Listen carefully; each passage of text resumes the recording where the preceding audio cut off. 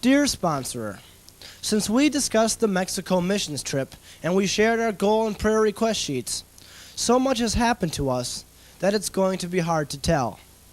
But hopefully, we can share some of the experiences that have been highlights of this year's mission trip. We arrived at the airport at 6:15 on March 15th. We were fairly groggy from being up all night packing and repacking bags. But after filling out our tourist card and checking our baggage, we were soon on the plane and on our way to Mexico. After a 4-hour flight, we arrived in Mexico about noon. We then boarded motor coaches after a quick lunch and headed off to central Mexico. Depending on who answered, the bus ride ranged anywhere from 14 to 48 hours in length.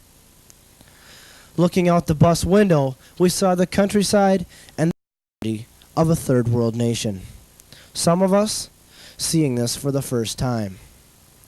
Though the bus ride was long, the stops for meals were interesting. Yes, this restaurant serves nothing but the greatest menudo. Hi, I'm Dan Layton, and welcome. Let's go and take a look at just what you can order.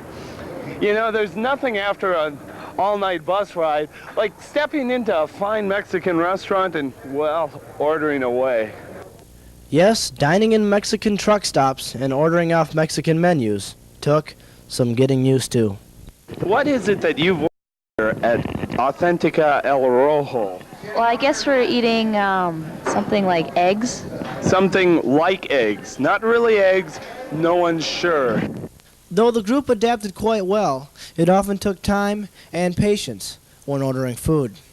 As we neared our final destination, the luxury of our motor coaches in Laredo, packed our bags to the ceiling, and crowded into the infamous chicken buses that we had heard so much about. 2 hours later, we arrived in Estancia de Animos, our final destination for Mexico Missions 89. That afternoon, we settled into our two identical homes, which served as the sleeping quarters for the group for the next 4 days. Not wasting any time, we soon set off for our first work day at the Beth Sheehan home a half a mile away. The walk to the home was our first real exposure to the town of Estancia. It was interesting, but not what a first visitor would expect. Way we saw the adobe houses with tall brick or stone-stacked walls around them.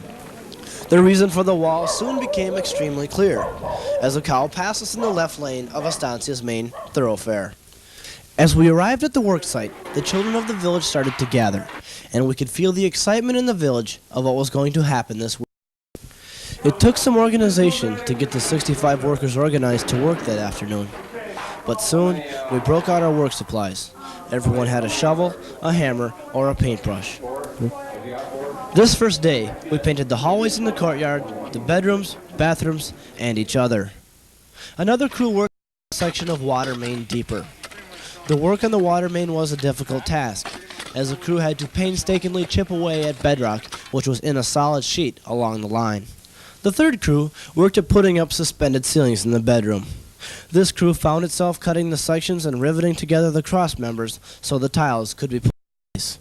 Although we were somewhat exhausted from the long bus ride that had stretched over the course of the last 2 days, it was nice to get out and get to work before retiring that evening at 6 o'clock.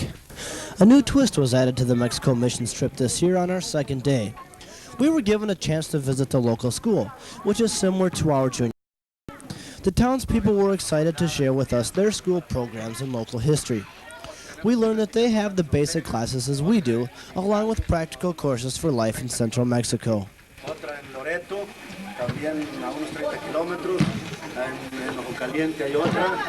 They also had courses in animal raising, with a facility of a poultry farm and pig raising projects. These animals are sold to pay for school expenses and teachers' wages.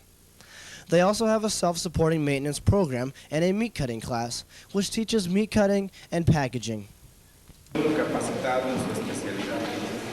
diploma says that this young person took 2 years of this particular study, and he is capable to carry through that particular work. The school administrators also brought in 2 elderly men to answer questions about the town's history, since they do not have a written history of the town. They have both lived in Estancia all their lives. At age 71 and 94, they were walking history books and were glad to tell the Americans about early life in Estancia. After the tour of the school, we spent a little time playing volleyball and basketball with some of the Mexican kids. And after embarrassing losses in both sports, we quietly made our way back to lunch before returning to work in the afternoon. Our time with the Mexicans wasn't over that day, however, as we returned to the school that evening for a Mexican folk dance demonstration. The dancers entertained us for approximately an hour with different interpreted dances. It was kind of exciting, as many of the village people joined us to watch the presentation. These dancers and musicians traveled hundreds of miles just to perform for our group. The program also gave us an opportunity to play with and get to know some of the children from the village, as bonds of friendship began to form. Summer parties took on a new meaning in Estancia, as some kids took advantage of another activity offered this year, an opportunity to stay overnight with the Mexican family. The missionaries stayed over in sets of 2 to get a true taste of the Mexican way of life. My expectations are good, but I'm afraid, because me and Corta are Spanish, but I'm willing to try, and I think we'll just try to communicate the best we can. I wanted to get a better experience, see what the homes are really like and how they actually live.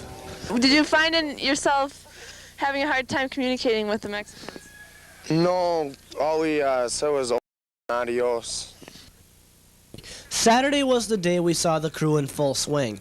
All 65 of us started work at sunup, around 6 a.m. After a hearty breakfast, the team split up into its work crews.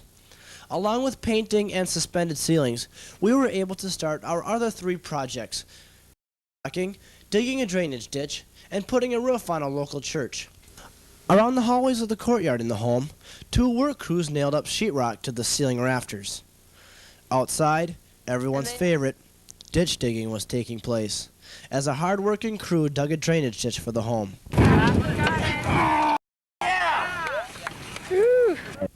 After a day of careful planning, a crew began work at a site away from the home at a local church. The job? Putting up a tin roof. Experience? None. But really, what does it take to be a roofer and cut tin? Well, it takes a lot of dexterity. You can't be so nervous when you cut it. You just gotta bring her down and just whomp, whomp, whomp, whomp. It's more of a technique of a whomp, whomp, whomp. Soon, we realized we were in some trouble. During this long workday, missionaries showed off their individuality as they approach a job. Not only do they work hard, but they enjoy themselves while doing it. We take out rocks and you get points. This rock is 150 points. Whichever one of us get this rock out of this hole, we'll get 150 points. So who's got the most points? I do. I got 2,600. And how many? He's just started. He's got like 5. As soon as I get this out, I'm gonna have like 2,750. Just become the rock's friend, and it will come out much easier.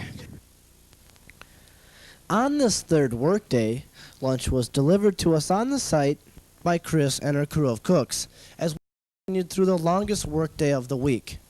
The missionaries worked hard and attitudes remained positive as we worked for 12 hours in 80-degree weather. A lot of kids commented on how good they felt about the work that was completed that day. Well, I worked a lot harder. Today? A lot harder than I did. I a lot more. Everything, sanded the doors, put that styrofoam stuff on the ceiling, painted rooms, worked outside in that trench type of thing. I probably won't even be able to get out of bed tomorrow. I agree. I'm so sore. Meals offered a time for missionaries to get and share the happenings in their work crew in a cantina built by the village people. The 10 cooks and helpers earned every bit of their 42 cents an hour. Meals became more than just a time of feeding our face. It was a time of devotion, announcements, and the telling of war stories. They're doing a great job. The cooks that are making it and really super. Though purified water was available, pop became the major source for quenching one's thirst. How many bottles of pop do you think you have drank thus far on the trip, daily and overall? Well, on the average, I think it comes to around 12 bottles a day, so come out too well. if you have to get the Coke truck in here to deliver personally to the, thing, I mean, there's cases and cases. I mean, it's just mountainous. I would suspect maybe 20 bottles per case and about 20 cases, 400. Well, no, it must be a lot more than that. I mean it's like asking how many grains of salt are there in the ocean. I mean, it's just. The evenings were a time of devotion as the group gathered in the cantina to sing along with Kenny Wanovich and to hear the devotions given by Steve Spears and Dan Leitner. It was a time of togetherness as we focused in on the day's activities and how God was working in our